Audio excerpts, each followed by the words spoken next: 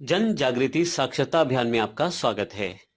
WordPress के context में pages और पोस्ट को थोड़ा सा समझने के बाद, उसकी बेसिक इन्फॉर्मेशन कलेक्ट करने के बाद अब हम चलते हैं वर्डप्रेस के अंदर एक एडिटर की तरफ, जिस एडिटर के थ्रू हमने कंटेंट को क्रिएट करना है। यानी कि अगर आप वेबसाइट में कंटेंट को बनाना चाहते हैं या किसी भी तरह की पोस्ट को क्रिएट करना चाहते हैं तो उसे किस तरह से क्रिएट कर सकते हैं। ऑब्वियसली उसके लिए आपको एक एडिटर की ज़रूरत पड़ेगी जिसमें आप कंटेंट को लिख सकें। एग्जाम्पल के तौर पर जैसे कि आप माइक्रोसॉफ्ट वर्ड का यूज़ किसी भी वर्ड फाइल को, किसी भी टेक्स्ट फाइल को या इमेजेस को या प्रेजेंटेशन के लिए पीपीटी को यूज़ करते हैं तो वो भी एक एज अ एडिटर ही वर्क करता है। इसी तरह से वर्डप्रेस में भी एक एडिटर है जिस एडिटर का नाम है गुटनबर्ग। गुटनबर्ग से पहले भी कई ऐसे एडिटर्स आए हैं जो कि वर्डप्रेस में यूज़ करने वाले काफ़ी अच्छे एडिटर साबित हुए हैं। आज की इस वीडियो में हम गुटनबर्ग एडिटर को यूज़ में लाने वाले हैं और देखने वाले हैं कि हम किस तरह से एक पोस्ट को क्रिएट कर सकते हैं। सबसे पहले मैं इस पोस्ट का एक ओवरव्यू ले लेता हूं कि वो जो पोस्ट है वो गुटनबर्ग एडिटर के थ्रू किस तरह से कस्टमाइज़ की जा सकती है। एग्जाम्पल के तौर पर आप यहाँ पर स्क्रीन पर देख रहे हैं कि मेरे पास एक इमेज है, यहाँ पर पैराग्राफ टेक्स्ट है और images, list item, sample code और ऐसे काफ़ी सारी फॉर्मेटिंग इमेजेस एंड टेक्स्ट है। इस टेक्स्ट को समझने के लिए कि हम इसे गुटनबर्ग में किस तरह से बना सकते हैं उसे हम आज की इस वीडियो में देखने वाले हैं। तो मैं इसे एडिट करता हूँ। यहाँ से टूल बार के थ्रू मैं राइट क्लिक करके न्यू टैब में इसे ओपन करता हूँ क्योंकि मैं इस पोस्ट को एडिट करना चाहता हूँ। अदरवाइज़ आप डैशबोर्ड में पोस्ट में ऑल पोस्ट पर जाएं एंड आपके पास अभी के लिए फॉर द टाइमिंग मेरे पास यही पोस्ट अवेलेबल है, इसीलिए मैं इसे क्लिक करके इसे एडिट करता हूँ। इसे क्रॉस करता हूँ इस तरह से, तो मेरे पास विजुअली ये कुछ इस तरह से दिखती है। यहाँ पर आपको विजुअली दिख रहा है कि मैंने पोस्ट को किस तरह से क्रिएट किया है। अब मैं आपको वीडियो में ये बताने जा रहा हूँ कि हमने ये जो विजुअल पोस्ट हमने यहाँ पर देखी है किस तरह से डिवाइडेड है। शुरुआत करते हैं सबसे टॉप से और अपनी एक नई पोस्ट को क्रिएट करते हैं। इसके साथ साथ मैं यहाँ पर ऐड न्यू राइट क्लिक करके, क्योंकि मैं नए टैब में एक पोस्ट को ऐड ऑन करना चाहता हूँ इसलिए मैं इसे न्यू टैब में ओपन करता हूँ। शुरुआत करते हैं इसे, हम एज इट इज़ इसे बनाने की कोशिश करेंगे कि हम किस तरह से इसे क्रिएट कर पाते हैं। मैं यहाँ पर टेक्स्ट फिलअप करता हूँ जो कि मेरा टाइटल रहेगा, blog post title, blog post title, add new post. यहाँ पर मैं इसे सिंपली पेस्ट या आप सिंपली कंटेंट को लिख भी सकते हैं। उसके बाद आपको यहाँ पर ये हीरो इमेज चाहिए। इस इमेज को हीरो इमेज कहा जाता है क्योंकि फुल स्क्रीन पर हमें दिखती है। इस इमेज को बनाने से पहले हम थोड़ा सा टेक्स्ट पर काम करेंगे। टेक्स्ट पर काम करने के लिए मैं इस पैराग्राफ को कॉपी करता हूँ और राइट क्लिक करके मैं इसे कॉपी एंड पेस्ट करता हूँ इस पोस्ट में। इस पर राइट क्लिक करके अगर मैं इसे पेस्ट करता हूँ तो ऑटोमेटिकली एक ब्लॉक मेरे पास जनरेट हो जाती है पैराग्राफ के नाम से। देखिए यहाँ पर ये डॉट तक ये एक अलग लाइन है, इसलिए गुटनबर्ग एडिटर ने इसे एक अलग ब्लॉक क्रिएट कर दिया है। इसके लिए पैराग्राफ को ऐड करने के बाद अब मैं यहाँ पर नई रो में दो आइटम्स को ऐड करना चाहता हूँ जिसमें मैं लेफ़्ट साइड में इमेज को, राइट साइड में कंटेंट को रखना चाहता हूँ। इसे मैं दो में डिवाइड करूँगा रो को। रो मुझे ऐड ऑन करने के लिए इस ऑप्शन पर क्लिक करना है एंड सबसे पहले मैं इसमें एक ब्लॉक ऐड करूँगा। ब्लॉक ऐड करने के बाद आपको यहाँ प्लस साइन पर क्लिक करना है एंड यहाँ पर सर्च करना है रो।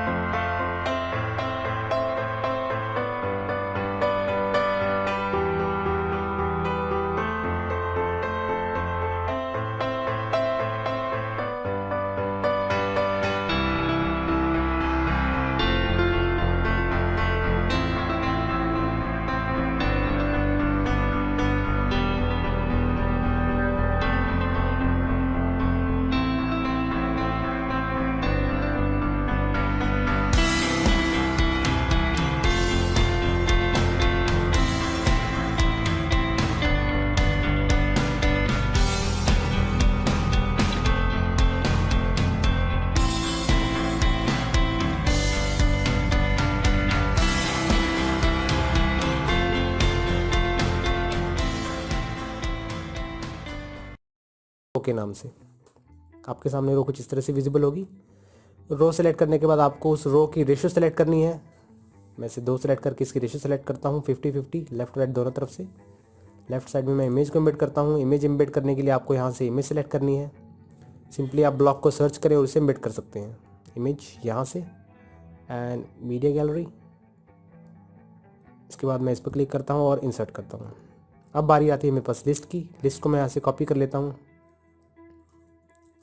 इसको कॉपी करने के बाद आपको यहाँ प्लस साइन पर क्लिक करके एक नया ब्लॉक लिस्ट के नाम से ऐड करना है। ऐड करने के बाद आपको यहाँ पर वो कंटेंट पेस्ट करना है जो कि आपने लिस्ट क्रिएटेड की है। एंड इसे बनाने के लिए आपको सैम्पल कोड लाइन मैं इसे कॉपी करता हूँ, और जब आप इस प्लस के साइन पर क्लिक करके यहाँ पर सर्च करते हैं क्यूट के नाम से, तो आपको इस तरह से विजिट दिखता है। और पेस्ट,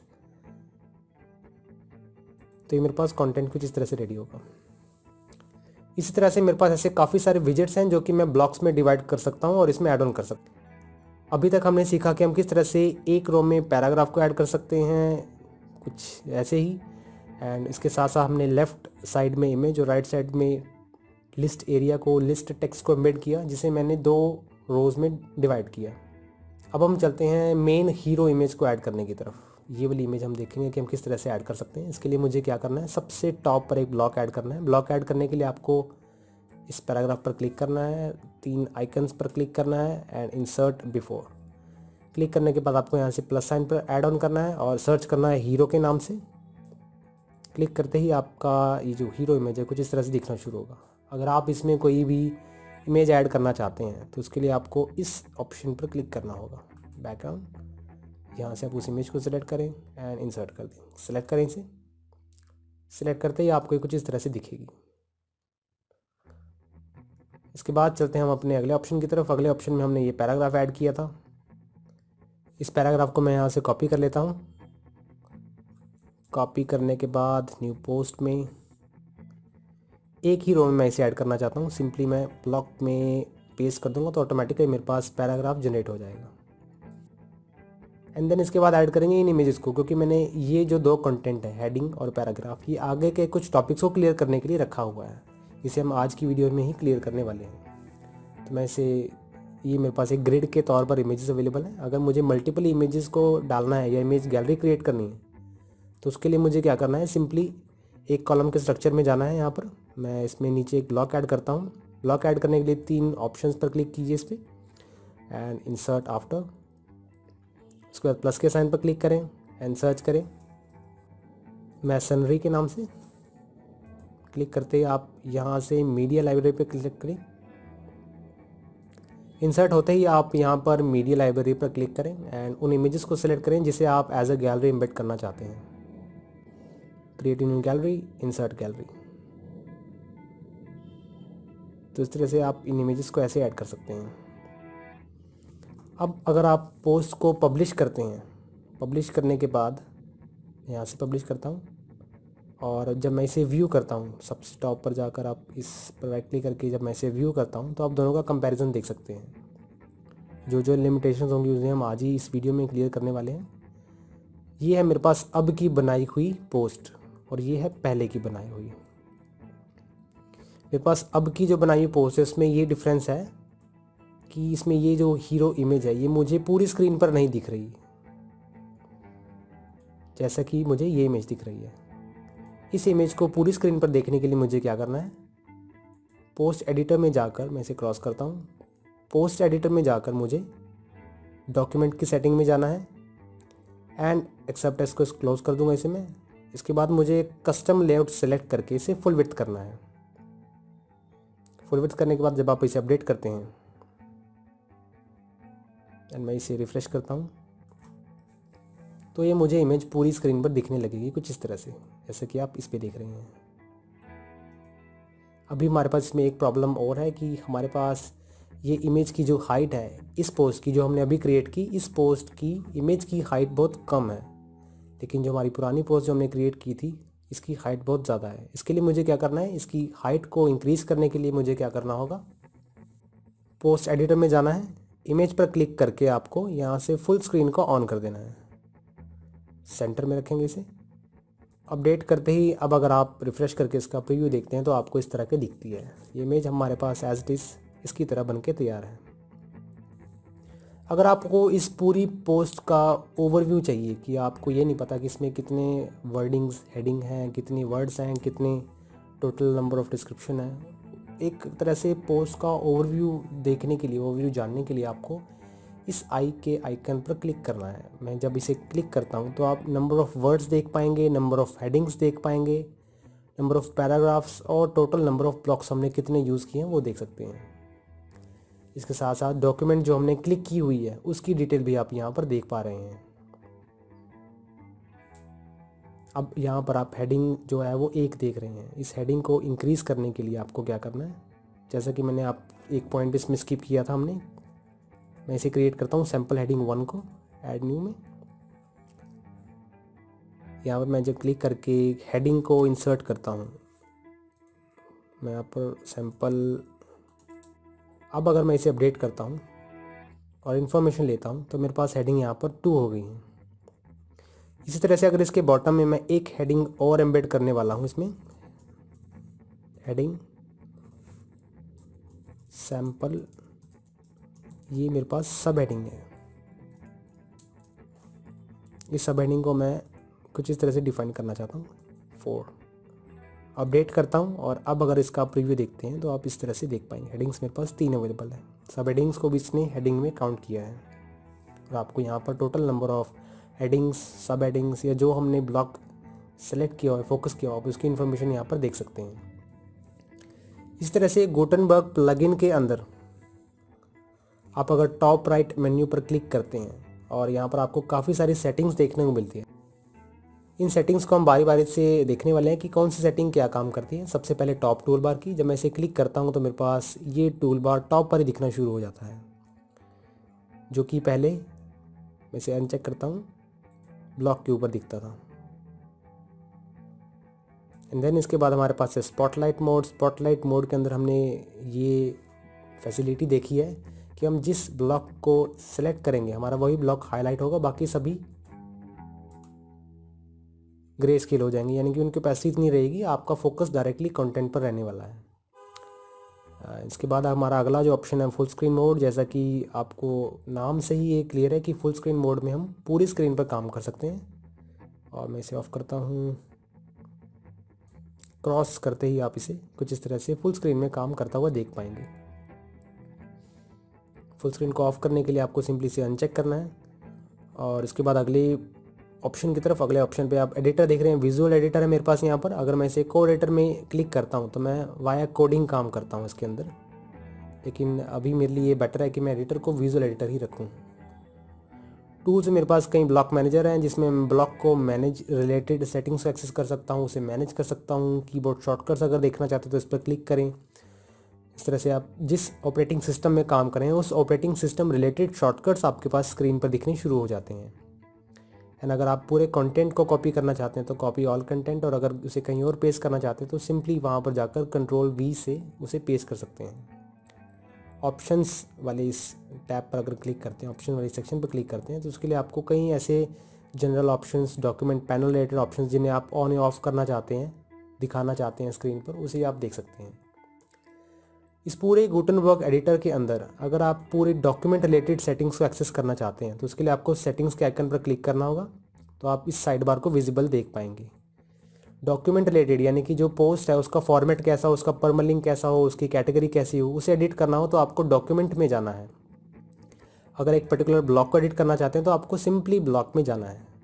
अभी मैं डॉक्यूमेंट को एडिट करता हूँ और स्टेटस एंड विजिबिलिटी में बारी बारी से चेकअप करते हैं क्या क्या चीज़ हमारे पास ऑप्शन अवेलेबल है।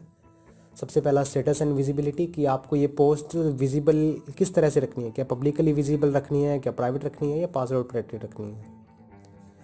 इस तरह से अगले पब्लिश का डेट है, पब्लिश की डेट को अगर आप चेंज करना चाहते हैं या शेड्यूल पोस्ट करना चाहते हैं तो आप उसे भी कर सकते हैं कि आपने कोई भी पोस्ट टाइप की और इसे एक पर्टिकुलर डेट पर पब्लिश करना चाहते हैं तो उस डेट को यहाँ पर मेंशन करें एंड आपकी जो पोस्ट है वो ऑटोमेटिकली उस डेट पर, उस टाइम पर पब्लिश हो जाएगी। इसके बाद है पोस्ट का फॉर्मेट कैसा होना चाहिए, स्टैंडर्ड, साइड, इमेज, ऐसे काफ़ी सारे पोस्ट के टाइप्स हैं जिन्हें आप कैटेगराइज कर सकते हैं। Stick to top of the blog, कि आपका जो ब्लॉग है, ब्लॉग का पेज है, उस पर सबसे टॉप पर आपकी वही इमेज चिपकी हुई दिखेगी जो आपने यहाँ पर चेक मार्क की होगी। उसके बाद रिविजन्स, ये पोस्ट की हिस्ट्री की हमने जो चेंजेस किए, इसे बैक करता हूँ, मेरे पास टोटल रिविजन्स हैं। रिविजन्स अप्लाई करने के लिए आपको इसे लेफ़्ट की तरफ ड्रैग करना है एंड रिस्टोर द रिवीजन पर क्लिक करना है। अभी मैं कोई भी रिवीजन अप्लाई नहीं करना चाहता, मैं बैक जाकर बाकी की सेटिंग्स को चेकआउट कर लेता हूँ। उसके उसके बाद मेरे पास परमालिंक्स की आप पोस्ट का जो लिंक है वो कैसे रखना चाहते हैं, कैटेगरीज उस पोस्ट को किस कैटेगरी में कैटेगराइज करना चाहते हैं उसे ऐड ऑन कर सकते हैं। उसके बाद पोस्ट के टैग्स की पोस्ट के अंदर ऐसा क्या क्या है कि कोई सर्च करे उस टैग से तो वो पोस्ट उसके सामने स्क्रीन पर मेंशन होनी शुरू हो जाए। एंड देन फीचर इमेज हमारे पास सबसे टॉप पर, जब मैं इसे चेंज करता हूँ फीचर इमेज आपको दिखाता हूँ, मैं इस इमेज को लगाता हूँ, सेट फीचर इमेज पर क्लिक करके जब मैं इसे अपडेट करता हूँ और अपनी इस ब्लॉग को चेक करते हैं, अभी मेरे पास यहाँ पर फूलों वाली इमेज अवेलेबल है। मैं इसे रीलोड करता हूँ तो मेरे पास फीचर इमेज कुछ इस तरह से चेंज होती दिखती है। तो फीचर इमेज का काम ये था हमारे पास उस पूरी पोस्ट में। एक्सेप्ट टेक्स्ट में आप यहाँ पर वो टेक्स्ट लिख सकते हैं जो आप सिंपली इस पोस्ट में दिखाना चाहते हैं, यानी कि सिर्फ आपके पोस्ट में वही टेक्स्ट विजिबल होगा जब आप ब्लॉग पेज पर होंगे और ऐसी काफ़ी सारी पोस्ट आपके सामने विजिबल होंगी। ये एक ऑप्शनल कंटेंट है, आप चाहें तो इसे ऐड कर सकते हैं, अदरवाइज इसे स्किप कर दीजिए। डिस्कशन में अगर आप इसके नीचे कमेंट चाहते हैं तो इस चेक मार्क को ऑन करें, अदरवाइज इसे ऑफ रखें। मैं इसे अलाउ ही रखता हूँ मोस्टली। लेआउट, ये एक पोस्ट का लेआउट कैसा होना चाहिए। तो ये थी मेरे पास डॉक्यूमेंट रिलेटेड सेटिंग्स कि आप किस तरह से एक डॉक्यूमेंट्स को देख सकते हैं। और अगर इस पूरी डॉक्यूमेंट का, इस पूरे ब्लॉग का अगर आप लिस्ट वाइज प्रेजेंटेशन देखना चाहते हैं तो उसके लिए आपको इस ऑप्शन पर क्लिक करना है। तो आप बारी बारी से देख सकते हैं कि आपका कौन सा ब्लॉग सबसे पहले है और कौन सा सबसे बाद में। किसी भी ब्लॉग पर क्लिक करके आप डायरेक्टली वहाँ तक पहुँच सकते हैं। तो ये था मेरे पास गुटेनबर्ग एडिटर का प्रीव्यू। आगे की वीडियोस में हम पोस्ट में कुछ लिंक्स पर काम करने वाले हैं कि हम किस तरह से एक पोस्ट में लिंक्स को ऐड ऑन कर सकते हैं।